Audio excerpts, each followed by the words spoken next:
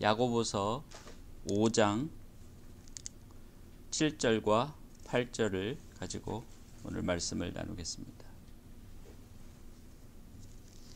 끝까지 참으라 하는 그런 제목으로 말씀을 드리겠습니다. 먼저 성경을 읽어보겠습니다. 그러므로 형제들아 주의 강림하시기까지 길이 참으라. 보라, 농부가 땅에서 나는 귀한 열매를 바라고 길이 참아 이른 비와 늦은 비를 기다리나니 너희도 길이 참고 마음을 굳게 하라. 주의 강림이 가까우니라. 우리 믿음으로 산다는 것은 기다리는 거죠. 그리고 기다리는 것인데 그냥 기다리는 게 아니라 여러 가지 어려움과 난관을 이겨내면서 살아가는 것입니다. 사실 믿음으로 산다는 것은 그렇게 쉬운 일이 아닙니다. 디모데후서 3장 12절에서 무릇 예수 그리스도 안에서 거룩하게 살고자 하는 자는 핍박을 받으리라 이렇게 얘기를 했습니다. 그래서 믿음으로 사는 사람들에게는 늘 핍박이 있습니다. 그 핍박과 어려움, 환난 그런 것들을 이겨내면서 끝까지 기다리고 끝까지 견디어 나가는 것이 바로 믿음으로 사는 것에 어떻게 보면 본질적인 모습이라고 할 수 있습니다. 그런데 믿음으로 산다고 해서 그 어려움을 극복하고 이겨내고 견디어내는 것이 쉬운 것은 아닙니다. 때로는 포기하고 싶고 때로는 그냥 내 생각대로 해버리고 싶고 때로는 정말 내 성질대로 성격대로 다 해버리고 싶고 그런 유혹들이 많이 있죠. 그리고 또 그런 나의 성정에 따라 사고자 하는 유혹뿐만 아니라 세상적인 그런 방법으로 세상적인 그런 생각으로 또 세상 사람들이 하는 대로 나도 그대로 그냥 하고 하면 어떨까 하는 해도 괜찮지 않을까 그런 생각들을 하게 됩니다. 따라서 믿음으로 끝까지 견디고 이겨나가고 기다리고 하는 것은 결코 쉬운 일이 아닙니다. 그래서 오늘 말씀은 거기에 대한 답을 줍니다. 어떻게 하면 우리가 끝까지 잘 견딜 수 있을 것인가? 끝까지 잘 이겨나갈 수 있을 것인가? 어떻게 하면 믿음을 버리지 아니하고 살 것인가 하는 것입니다. 그것을 오늘 이 말씀을 통해서 생각을 해보겠습니다. 이 야고보서는 제가 계속 이 시리즈 설교를 하면서 말씀드리지만 믿음이 무엇인가에 대해서 매우 깊이 있게 가르치는 책입니다. 저는 성경에서 전체 신약 성경책에서 가장 어려운 부분을 고르라 하면 어떤 사람들은 뭐 로마서가 어렵다, 어떤 사람들은 뭐 요한계시록이 어렵다 그런데 제 경우에는 산상설교와 야고보서입니다. 산상설교는 야고보서에 비하면 수없이 더 수십 배, 수백 배 더 어렵다고 생각이 들고요. 야고보서는 그런 로마서나 요한계시록에 비하면 또 수십 배, 수백 배 더 어렵다고 생각이 됩니다. 왜냐하면 야고보서가 무엇을 가르치고 그 야고보서의 핵심적인 내용이 무엇인지를 파악하는 것조차 쉽지 않습니다. 그래서 수많은 그런 주석서나 그런 사람들이 그것을 일치된 의견을 내지 못하죠. 그러나 로마서나 요한계시록에 대해서는 약간의 생각들은 다르지만 비슷한 그런 의견들을 내는 것을 보면 제 생각이 어느 정도 이해가 되실 것입니다. 특히 그 야고보서 4장은 이제 그 믿음이 무엇이냐 하는 것을 가르쳐 주는 곳이에요. 야고보서 4장은. 그래서 야고보서 4장에서 그 믿음이 무엇이냐 할 것 같으면은 4장 7절에서 이렇게 얘기를 했습니다. 너희는 하나님께 순복할지어다. 그래서 하나님께 순복하는 게 그 믿음의 핵심이라는 거예요. 우리 하나님께 온전히 그냥 엎드리고 순복하는 것이 믿음이에요. 믿음의 본질이다. 야고보서는 이렇게 제시를 하고 있습니다. 그리고 여러 가지 말 한 뒤에 10절에 보면 그러니까 주 앞에서 낮추라 얘기합니다. 그게 믿음으로 사는 사람의 태도라는 거죠. 하나님께 순복하는 거. 다시 말하면 주 앞에서 무조건 낮추는 거. 주님을 높이고 나를 낮추는 거. 이게 바로 하나님께 순복하고 믿음으로 사는 사람의 모습이다 하는 거죠. 그리고 그 다음에 뭐라고 하냐면 그리하면 주께서 너희를 높이시리라 그랬어요. 너희가 주 앞에서 낮추면, 다시 말해서 믿음으로 순복하면서 살면 주께서 너희를 높이시리라 그랬어요. 그런데 그 다음에 여러 가지 그 지난주까지 세 번의 그 설교를 통해서 그렇게 순복하지 못하는 사람들의 예를 세 가지 제시한 후에 5장 7절로 와서 그러므로 그렇게 연결이 됩니다. 주 앞에서 낮추라. 그리하면 주께서 너희를 높이시리라. 그러므로 이렇게 연결됐어요. 그러면 그러므로가 받는 그 포인트가 무엇이냐? 이것을 한번 생각해 볼 필요가 있습니다. 주 앞에서 낮추라는 것이 낮추라라는 그 포인트를 받는 것이냐, 아니면 그리하면 주께서 너희를 높이시리라는 포인트를 받는 것이냐는 것입니다. 그거에 따라서 생각이 상당히 달라질 수 있습니다. 근데 저는 오늘 레슨을 할 때 그 뒷부분 주께서 너희를 높이시리라, 그리하면 주께서 너희를 높이시리라, 그러므로라고 연결되는 그런 관점에서 이 레슨을 준비하고 저는 또 그렇게 생각합니다. 그러므로 주께서 너희를 높이시리라. 너희들이 그 주 앞에서 낮추고 살면 믿음으로 꾸준히 믿음을 변하지 아니하고 어려움을 견뎌내고 살면, 그리하면 주께서 너희를 높이시리라. 그러므로, 그러니까 여기서 높이실 건데, 높이실 거니까 그렇기 때문에 어떻게 하라 이런 얘기 나온 거죠. 높이실 거니까 어떻게 하라는 거냐면 7절 읽어보면 형제들아 주의 강림하시기까지 길이 참으라. 높이실 거니까 주의 강림하시기까지 길이 참으라. 무슨 뜻이에요? 하나님이 높이실 때까지 길이 참으라 하는 것입니다. 그 포인트가 어디에 있어요? 때에 있습니다.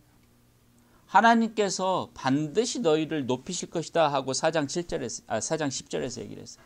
하나님께서 너희가 하나님 앞에 낮추면, 그리하면 반드시 하나님께서 너희를 높이실 건데 언제 높일지를 몰라요. 그게 언제인 줄을 모르는 거예요. 근데 5장 7절에서는 그렇기 때문에 형제들아 주의 강림하시기까지 길이 참으라. 그때가 언제인지 몰라요. 그게 언제 올지 몰라요. 그런데 그 주의 강림하시기까지, 즉 주께서 오셔서 우리를 높이실 그날까지 길이 참으라 하는 거예요. 주의 강림하시기까지라는 것은 결국은 주님께서 우리를 그 천국으로 인도하는 그날이죠.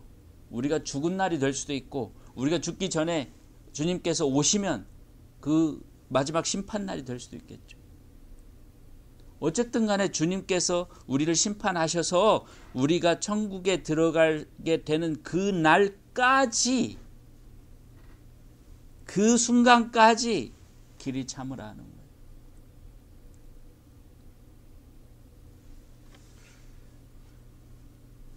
우리가 뭔가를 기다린다는 것은 단지 그냥 시간을 보낸다는 게 아니에요. 특히 그 기다리는 것이 내가 어떤 그 시험에 그때에 올 그 시험에 통과할 것인가 말 것인가를 결정하는 그런 때를 기다리는 거라면 그냥 기다리는 게 아니에요. 예를 들어서 대학을 열심히 다니고 열심히 공부를 하고 열심히 취업 준비를 해가지고 이제 인턴이 들어갔어요. 어느 예를 들어서 큰 내가 가고 싶은 회사의 인턴에 정말 100대 1의 경쟁을 뚫고 인턴에 뽑혔어요. 근데 인턴이 실제로 그 직원으로 채용할 사람은 1명인데 인턴은 10명이야. 그 인턴 과정 6개월의 인턴 과정을 평가해서 그 중에 1명을 정직원으로 채용을 할 거예요. 내 꿈의 잡이야. 그 잡이. 6개월 그냥 시간만 보낼 것 같아요? 그 6개월 어떻게 보낼 것 같아요? 그런 기다림이에요. 그 때가 올 때에, 그때가 왔을 때 내가 그 인턴에서 정직원으로 이렇게 신분이 바뀌느냐 안 바뀌느냐가 뭐에 결정돼요? 뭐에 의해서 결정돼요? 지금 그 6개월 동안 내가 그 회사에서 어떻게 내 퍼포먼스를, 내 능력을, 내가 얼마나 열심이고 내가 얼마나 이 일에 합당한가를 보여주느냐에 따라서 결정이 되는 거예요. 피가 마르는 거예요. 피가 말라요. 얼마나 기도를 하겠어요. 그 사람이 믿는 사람이면. 그 사람뿐만 아니라 그 사람의 그 후보자의 그 가족들이 다 얼마나 조바심하고 얼마나 기도하고 또 얼마나 많은 사람들이 거기에 매달려서 그 사람을 계속 잘 버티고 잘 해나갈 수 있도록 도움을 주고 인커리지를 해주고 힘을 주려고 하겠어요. 결국 기다림이라는 것은 시간이 그냥 시간을 기다리는 게 아니에요. 다시 말하면 뭔가 그것을 얻기 위해서 그때가 왔을 때 그것을 얻기 위해 얻고자 하는 그런 목표를 가지고 기다리는 것은 다시 말하면 정말 피를 말리는 기다림이에요. 최선을 다해야 되는 거예요. 모든 내가 할 수 있는 것, 좋은 것들을 다 나타내어야만이 그 기다림이 보람이 있게 되는 거예요. 마찬가지 여기도.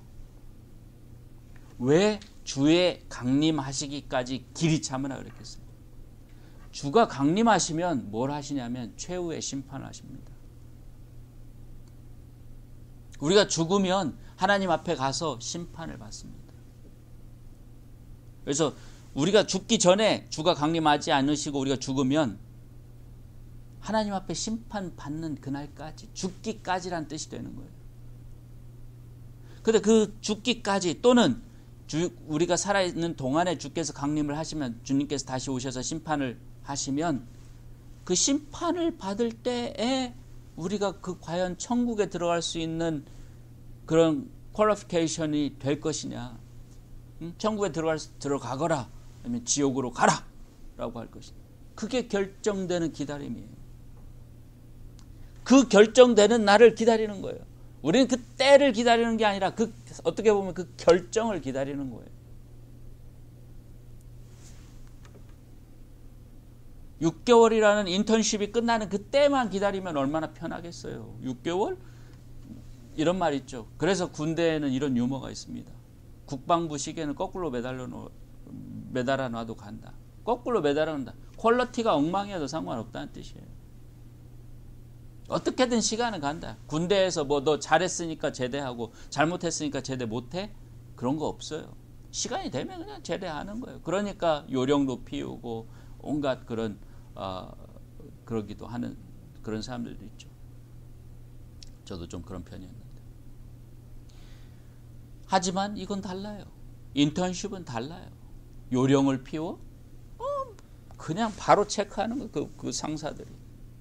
그 평가하는 사람들이, 인사과 직원들이든 누구든 그 사람들이, 또 그 사람에 대해서 그 사람 부서장이 뭔가 거기에 대한 평가, 에밸류에이션이 안 좋다 그러면 안 되는 거예요.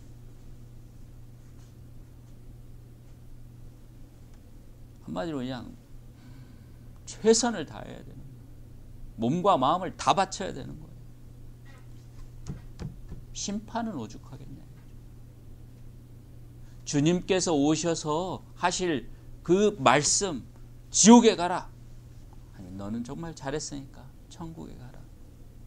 이 둘 중에 한마디를 들어야 되는데 그걸 생각한다면 우리는 어떻게 기다리겠느냐는 거죠. 그냥 시간만 보내겠냐는 거죠. 그냥 시간만 보내는 기다림이겠느냐는 거죠. 뭐 어떻게든 되겠지 이러겠냐는 거예요. 그게 아니죠. 정말 피가 마르는 거죠. 고린도전서 빌립보서 2장 13절에서 사도 바울이 얘기했듯이 두려움과 떨림으로 너희 구원을 완성해 나가라, 이루어 나가라 그랬어요. 두려움과 떨림. 그냥 두렵고 떨리는 거예요. 내가 혹시 잘못되면, 내가 혹시 그 심판, 지옥으로 가라는 심판을 받으면 어떻게 하나.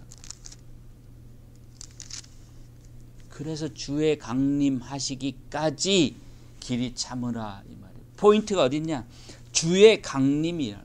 주의 강림이라고 하는 그 단지 때가 아니라 그 때는 아무도 몰라요. 그 때가 언제인지도 몰라요. 그런데 그 때는 반드시 와요. 내가 살아있는 동안에 주께서 강림하시면 그때가 그날이 그때고, 내가 살아있는 동안에 주께서 오시지 않으면 내가 죽는 날이 바로 그날이에요. 죽은 다음에는 아무것도 바꿀 수가 없으니까.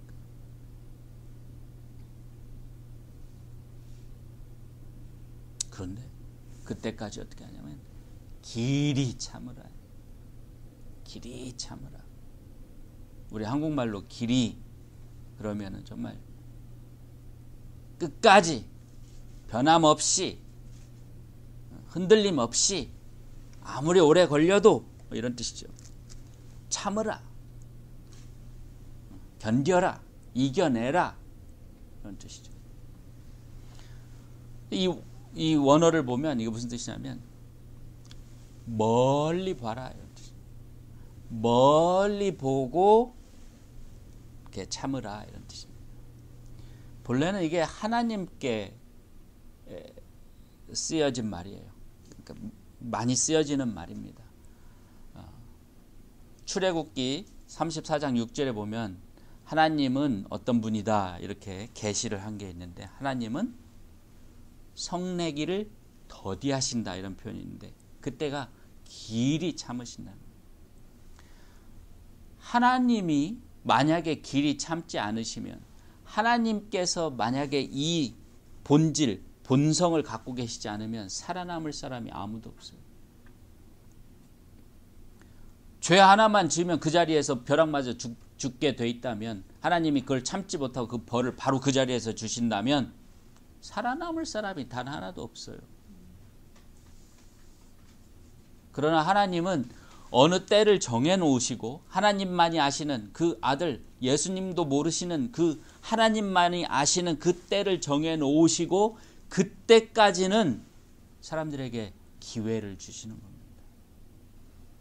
죄를 지어도 심판하지 않아요. 기회를 줘요. 지멋대로 살아도 그걸 심판하지 않아요. 벌 주지 않아요.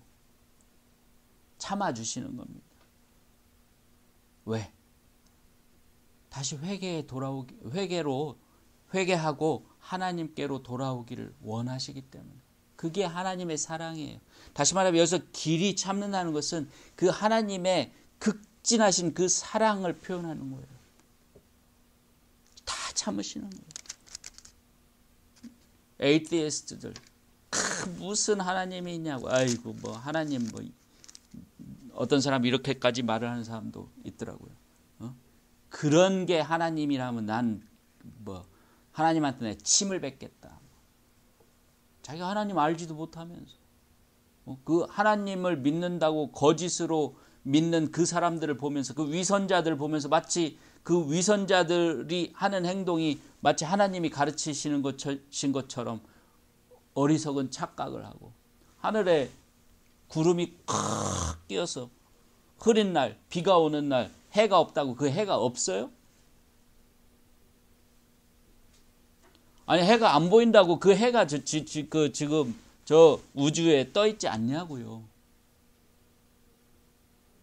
그 사람들한테 물어보고 싶어요. 그런 그 위선자들, 그 아무 하나님 뜻대로 살지도 않고 세상 마음대로 살면서 심지어 하나님의 이름까지 이용해서 자기 비즈니스를 하고 자기 삶을, 이 세상적인 삶을 더 낫게 해보려고 아등바등하는 그런 정말 사단의 종 같은 그런 자들을 보고 하나님을 욕하면 누가 어리석은 거예요? 속는 거예요. 사기꾼에게 속듯이 속는 사람들이에요. 뭐 똑똑한 것처럼 자기는 안 속는다고 그러면서 뭐 하나님의 침을 뱉겠다는 그런 말을 하는데 속아서 그런 걸 하는 자기 자신을 보지 못하는 거예요.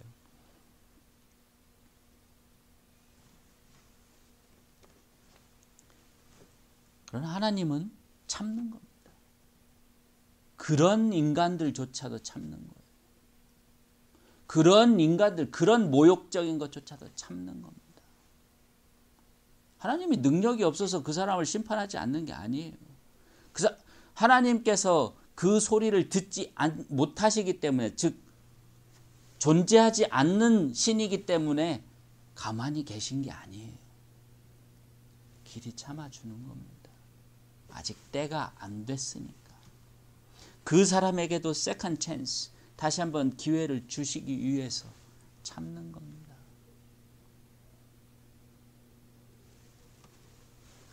그걸 모르고 그렇게 어리석은 그런 정말 사단의 종들에게 속아서, 위선자들에게 속아서 교회만 가지 정말 하나님의 뜻이라고는 눈꼽만큼도 신경 쓰지 않는 그런 자들에게 속아서 하나님을 욕하는 그런 어리석은 자가 돼서 안 됩니다.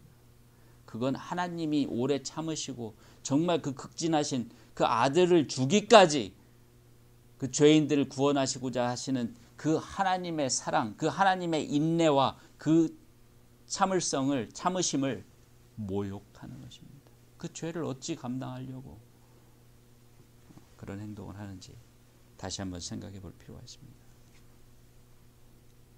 그렇게 참으시는 하나님의 그 참으심, 그걸 너희도 가지라는 뜻이에요. 그 똑같은 그 단어가 여기 쓴 겁니다. 하나님의 본성으로 가지고 계시는 성내기를, 즉 노하시기를 더디하시는 그 오래 참으시고 심판, 하나님께서 정해진 마지막 심판날까지는 심판하지 아니하시는 그 하나님의 참으심을 너희도 가지라, 이런 겁니다.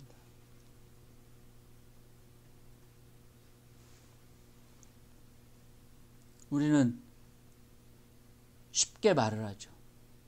에이, 저 사람 안 되겠다. 이쯤에서 그만두자. 아유, 저 사람은 희망이 없네. 아이고, 저 사람은 희망이 없는 사람이구나. 이쯤에 하면 우리가 최선을 다했다. 이제는 돌아서자. 물론 그럴 때도 필요합니다. 우리가 어떤 한 사람만 붙잡고 그 사람만을 위해서 살 수는 없으니까요. 또 복음이 필요하고 우리의 사랑이 필요하고 예수 그리스도의 그런 섬김이 필요한 사람이 또 있으니까 우리는 또 그 사람들을 위해서도 또 일을 해야 되니까. 그러나 우리가 설사 돌아서더라도, 그 사람으로부터는 지금 돌아서더라도 우리는 그 사람에게 대한 그런 소망을 끊는 그 말을 해서는 안 돼요. 그런 생각을 해서는 안 돼요. 만약에 하나님께서 우리에 대해서 그렇게 했다면 우리는 구원받을 수 있었던 사람들이 아니에요. 하나님께서 만약에 아이고 내가 최선을 다했다. 내가 39년 동안 장민구를 기다렸는데 39년이나 기다렸는데도 나를 안 믿으면 내가 더 이상 할 게 없구나 하고 하나님께서 그때 저를 받아주시지 않았다면, 아니 돌아섰었더라면 40살이 거의 다 돼서 제가 크리스찬이 된 저는 구원받을 수 없었던 거예요. 우리는 30년 기다립니까? 어떤 사람에 대해서? 30년 참습니까? 30년 그 사람을 위해서 소망을 가지고 그 사람의 구원을 위해서 기다립니까? 아니 40년, 어떤 사람은 60년, 70년 돼서 크리스찬이 되는 사람도 있어요. 우리 장모님은 70평생 불교 신자로 사시다가 저희가 미국에 오기 전에 복음을 전하고 그걸 받아들이셨어요. 저희 아버지는 81살 되실 때 저와 대화를 통해서 복음을 받아들이셨어요. 참지 않았으면, 마치 제가 다른 사람들에게 아이고 저 사람 이만큼 했으면 됐어 하고 돌아서듯이 하나님께서 우리 아버지에 대해서 이미 돌아섰었더라면 80년이 아니라 30년 40년 해보고 돌아섰었더라면 우리 아버지는 구원받지 못하셨던 거예요. 우리 장모님은 구원받을 수가 없었던 거예요. 그런데 끝까지 참으셨기 때문에 81년이 아니라 아마 우리 아버지가 120살을 사셨으면 그때까지도 하나님은 기다리셨을 거라는 거예요. 그리고 하나님께서 어찌할 수 없을 때, 즉 이 세상에서 숨이 끊어질 그때에는 이제는 어쩔 수 없게 될 때, 그때는 어쩔 수 없는 거죠. 그렇게 기다리시는 거예요. 우리도 그렇게 기다려야 된다. 그렇게 참아야 된다. 우리를 괴롭히는 사람? 언젠가 저 사람이 정말 자기가 지금 나에게 무슨 짓을 하는지, 이 사람들에게 내가, 이 좋은 사람들에게 내가 왜 지금 이 짓을 하는지 언젠간 깨닫게 돼 있어요. 이 세상에서 사는 동안 깨닫지 못하면 하나님 앞에 심판받을 때 깨닫습니다. 물론 그때는 깨달아 봐야 이미 늦었죠. 그러나 언젠가 깨닫게 돼 있어요.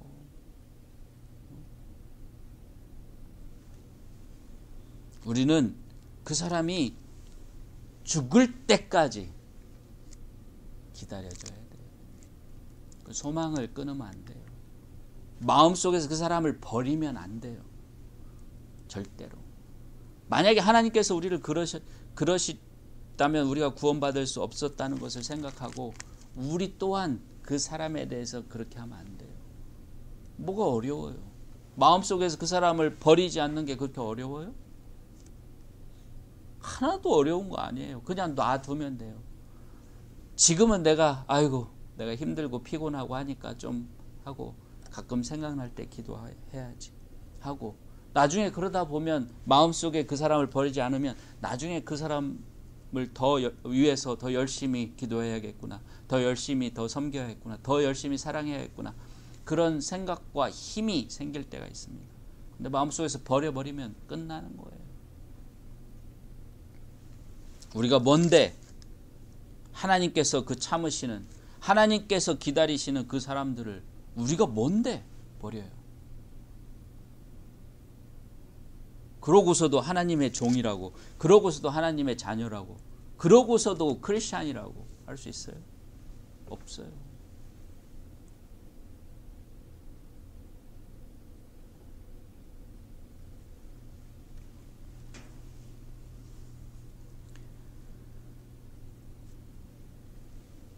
마치 우리는 농부와 같이 돼야 된다. 농부와 같이. 농부가 땅에서 나는 귀한 열매, 과실 또는 곡식을 바라고 여기에 포인트가 있어요. 그걸 바라야 돼요. 여러분이 정말 구원을 원하세요? 정말로 그 구원을 바라세요? 정말 천국에 가기를 바라세요? 한번 그걸 생각해 보셔야 돼요. 여러분 농사 지을 때 정말 추수를 제대로, 그러니까 좋은 과일, 좋은 곡식들, 잘 익은 열매들을 추수하려고 하는 그 바람을 가지듯이 여러분 정말 구원을 바라세요? 여러분 비즈니스 할 때 또는 직장 생활에서 뭔가를 이루기를 바라는 것만큼 구원을 바라세요? 생각해 보세요. 비즈니스가 안 되면 망하니까, 비즈니스가 안 되면, 잘못되면 내가 투자한 돈들이 날아가니까, 그동안 했던 노력과 고생이 다 헛것이 되니까 어떻게 해요? 여러분 밤잠 안 자고 일하잖아요. 모든 수단과 방법을 다 동원해서 어떻게든 비즈니스를 하려고 하죠. 심지어 교회까지도 비즈니스를 위해서 큰 교회 가고 사람들 많은 교회 가고 내 잠재적인 고객들이 많은 교회 찾아서 가잖아요. 심지어 하나님 이름까지도 비즈니스를 위해서 사용하잖아요. 여러분들은. 물론 다는 아니지만 그런 사람들 많이 있잖아요. 그죠? 왜? 그 비즈니스를 통해서 좋은 열매, 과실이 맺히기를 원하기 때문에 그렇잖아요. 근데 그만큼 구원받기를 원하세요? 그만큼 여러분이 그 비즈니스가 성공하기를 원하는 만큼 여러분이 정말 구원받기를 원하시냐고. 정말 천국에 가는 걸 그렇게 오매불망 기다리고 계시냐고. 원하고 사모하시냐고요. 그와 같이 그것을 바라면 길이 참을 것이다. 길이 참고 이른 비와 늦은 비를 기다릴 것이다. 이른 비, 봄비, 늦은 비, 가을비입니다. 사실 반대예요. 여기서 이른 비라고 번역된 것은 가을비고 늦은 비라고 번역된 것은 봄비입니다. 무슨 뜻이냐면 봄비뿐만 아니라 가을비도 기다릴 거라는 거예요. 가을비는 뭐예요? 추수를 망칠 수도 있는 비예요. 봄비는 싹도 트고 자라게 해주고 좋은 비예요. 가을비는 뒤늦게 비가 맞으면 우리 어렸을 때 농사를 져서 논에 나락이 쫙 그냥 알곡이 그냥 탱탱하게 우리 추석쯤 이렇게 성묘하러 가면 갈 때 보면 그 논길을 때론 가게 되는데 양쪽에 그냥 그 알곡들이 꽉 차서 탱글탱글하죠. 그래서 한 이삭 하나 이렇게 뽑아서 입에 물고 오물오물하면서 재밌죠. 그것도 재밌었습니다. 아름답고 좋은 추억이죠. 근데 비가 와. 어떻게 돼요? 탱탱하게 익어가지고 머리가 이렇게 숙여질 정도로 익었던 그것이 겨우 이제 추수 때를 기다리고 있었는데 비가 와. 다 쓰러져. 쓰러지면 어떻게 돼요? 흙 묻어요.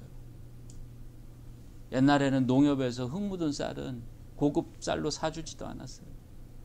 농부들 마음이 찢어집니다. 또 썩어요. 습기가 너무 많아서 속에서 썩어. 예전에는 저희 어렸을 때는 건조기라는 게 흔하지 않았어요. 지금은 다 전기로 해서 가스로 해서 강제적으로 건조를 시키죠. 예전에는 어떻게 했어요? 동네마다 그냥 그 가을철 되면 그 길에다가 쫙 멍석이라고 하죠. 그 집으로 짠 그 돗자리 같은 그거 펴놓고 쫙 장관이었어요. 온 동네 골목골목이 전부 다 햇빛이 들어오는 곳은 다 물이 안 차고 햇빛이 들어오는 곳은 다 그 나락을 말렸어요. 근데 가을비가 와가지고 그걸 망칠 수도 있는 거예요. 근데 정말 귀한 곡식을 바라는 사람은 봄비뿐만 아니라 가을비도 기다린다는 거예요.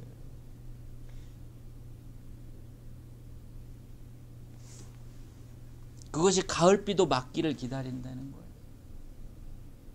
거기서 나오는 그 가을비까지도 그 쓰러지고 그 떨어지고 한 거기서 살아남은 그런 상황에서 살아남은 그 귀한 과실을 기다리는 사람들은 가을비조차도 두려워하지 않고 기다린다는 거예요. 고난을 의미하는 거죠. 우리 인생에는. 고난을 통해서 더 우리가 구원에 가까이 갈 수 있다면 나는 고난도 받으리라. 내게 고난이 오라. 라고 하는 거죠.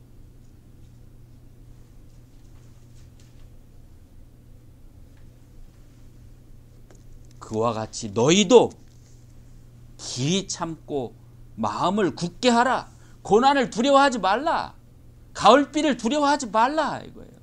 그 가을비를 통해서 더 귀한 열매를 맺게 된다 이거예요. 너희 열매가, 너희가 추수한 그 곡식이 더욱더 가치가 생긴다는 거죠. 쓰러지지 않고 남아있는 그 곡식, 썩지 않고 남아있는 그 곡식, 떨어지지 않고 나무에 달려있는 그 과실, 그것이 되어야 한다는 거죠. 그런데 한 가지 희망은 뭐냐면 그 주의 강림이 멀지 않다는 거예요. 가까우니라. 우리 인생이 뭐라고 그랬어요? 야고보가 잠깐 있다가 사라지는 안개와 같다고 그랬어요. 만약에 내가 살아있는 동안 주님께서 오셔서 심판하시면 그보다 더 짧아지는 거예요. 얼마나 짧아요? 앞으로 살아봐야 저 40년? 50년? 뭐 아무리 건강하고 잘 살아도 50년 살기 힘들죠. 앞으로 100살 살기 힘들죠. 40년, 30년 충분히 살았다고 생각하는데, 사는 거라고 생각하는데 짧습니다. 눈 깜짝할 사이에 지나갑니다. 우리가 뭔가 끝이 다가오고 있다는 걸 알면 조금 힘들어도 더 참을 수 있습니다. 짧아요. 우리 인생 아무것도 아닙니다.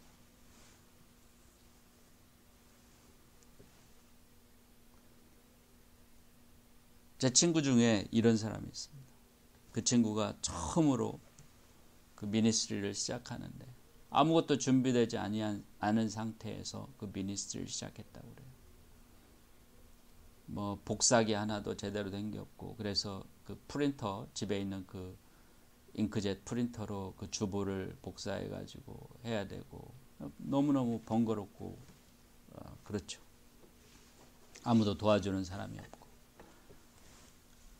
근데 어느 날 너무 그 아침에 막 혼자서 동분서주해서 그 예배를 준비하고, 뭐 사람도 많이 있는 것도 아니지만 어쨌든 한 명이 오든 두 명이 오든 예배는 모든 최선을 다해서 해야 되니까 해서 하는데 너무나 자신이 서럽고,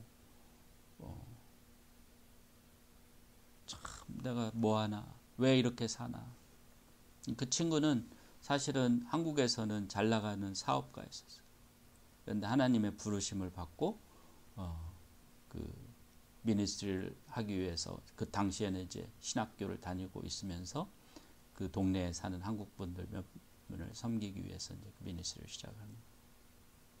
내가 왜 이렇게 사나 이런 생각을 하면 눈물이 흐르더랍니다. 근데 그때 이 친구에게 그런 그 비전과 같은 생각이 들면서 예수님께서 그에게 이런 말을 하더랍니다.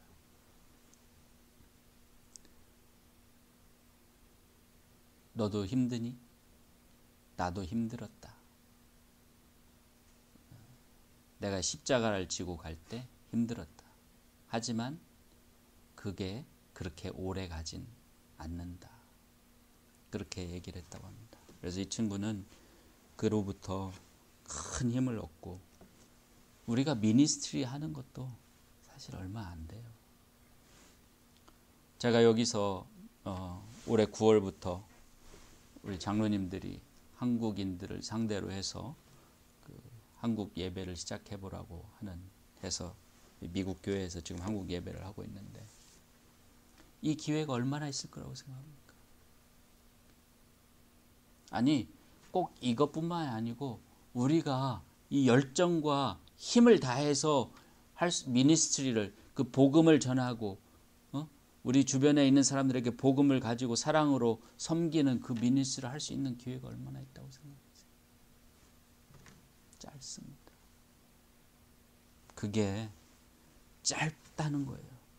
주의 강림이 가까워요. 얼마 안 돼요. 우리 인생도 30-40년밖에 안 남았는데 우리가 미니스트리를 할 수 있는 시간은 20년, 30년. 그죠? 그 생각을 하면 오늘 하루가 너무 아까운 거죠. 오늘 하루를 헛되게 보낼 수 없어요. 한 시간을 헛되게 보내고 싶지 않아요. 한 사람을 놓치고 싶지 않아요. 한 사람을 함부로 하고 싶지 않아요. 최선을 다하고 싶은 거예요. 그래야지 내가 천국에 가죠. 나는 천국에 가고 싶어요. 나는 천국에 가고 싶은데 얼마만큼 가고 싶냐면 이 세상 모든 것을 다 버리고서라도 그 천국에 가고 싶어요. 이 세상에서 이렇게 힘들고 어렵게 산 보람이 있어야죠. 그 보람이 없으면 난 아무것도 아니에요. 사도 바울이 얘기했듯이 부활이 없으면 나는 아무것도 아니라 이 세상에서 가장 불쌍한 자다라고 얘기했듯이 내가 부활하지 못하면 아무것도 아닌 거예요. 그 부활을 하려면 그러니까 그 부활을 그렇게 원하니까 최선을 다해야 됩니다. 그냥 시간만 보내면서 어떻게든 되겠지라는 생각이 아니라 이것도 지나가리라 하는 생각이 아니라 어떻게 하면 이 때를 최선을 다할 것인가. Make the best of the time. 사도 바울이 그렇게 얘기했죠. 이 때를 최선용하라 그랬습니다. 때가 가니라 그랬죠. 그래서 길이 참는 거 그냥 참는 게 아닙니다. 주님께서 오셔서 우리를 천국으로 들어가라고 할 것인가 지옥으로 떨어져라라고 할 것인가 그 둘 중에 어떤 말을 듣게 될 것인가를 우리는 기다리는 겁니다. 그 천국으로 들어가는 말을 듣기 위해서 지금 살아가는 것이에요. 그냥 기다리는 게 아니에요. 시간이 지나가기를 그냥 기다리고 있는 게 아니에요. 그냥 어떻게든 되겠지 하고 참는 게 아닙니다. 최선을 다해서 하나님을 기쁘시게 하고 하나님 뜻에 맞게 정말 너는 천국으로 가기 합당하구나. 어떻게 그렇게 잘했니? 그 말을 듣기 위해서 우리는 들을 수 있도록 기다리고 참는 겁니다. 그러면 우리 어려움 다 극복할 수 있어요. 제가 모두의 그 어려움을 어떻게 극복할 것인가에 대한 답이 될 거라고 생각합니다. 말씀드렸는데 그 소망을 가지세요. 농부가 그 귀한 열매를 원하면 비 맞는 거, 몸이 젖는 거, 땀 나는 거, 피곤한 거, 심지어 뱀과 그런 들쥐들과 그런 것들 무서워하지 않고 논에 가서 밭에 가서 그것들과 함께 살면서 그 곡식을 가꾸고 돌보듯이 우리도 정말 구원을 사모하면 정말 구원을 소망하면 정말 천국을 꿈꾸면 이 세상의 어려움쯤이야. 예수님께서는 목숨까지도 버리셨는데 우리가 목숨 버릴 정도까지 어렵지는 않잖아요. 지금은. 그죠? 그런 어려움들을 이겨낼 수 있을 겁니다. 결국은 이 말씀이 주는 것은 뭐냐? 주의 강림하시기까지 길이 참으라는 것의 핵심적인 포인트는 뭐냐면 주의 강림을 소망하라는 거예요. 그 소망, 주의 강림하셔서 우리에게 주실 그 천국의 그 심판을 우리는 기다리라는 거예요. 그 소망을 가지고 살 때 우리 이 세상에서 일어나는 모든 어려움을 다 극복하고 이겨낼 수 있는 힘이 있다는 것입니다. 소망이 우리를 구원하는 것입니다. 로마서 8장 24절. 그래서 오늘 여러분들도 이 세상에서 비즈니스가 잘 되기를 바라는 그 마음으로 모든 일을 하고 밤잠을 설치며 정말 쉴 수 없고 가족여행 한번 못 가면서 그렇게 하듯이 천국을 위해서 천국의 소망을 누시고 살아보세요. 그러면 모든 어려움 헤쳐나갑니다. 그보다 더한 일도 합니다. 그게 하나님께서 주시는 힘이고 파워입니다. 천국의 소망이 주는 힘입니다. 모든 것을 참고 기다릴 수 있습니다. 감사합니다.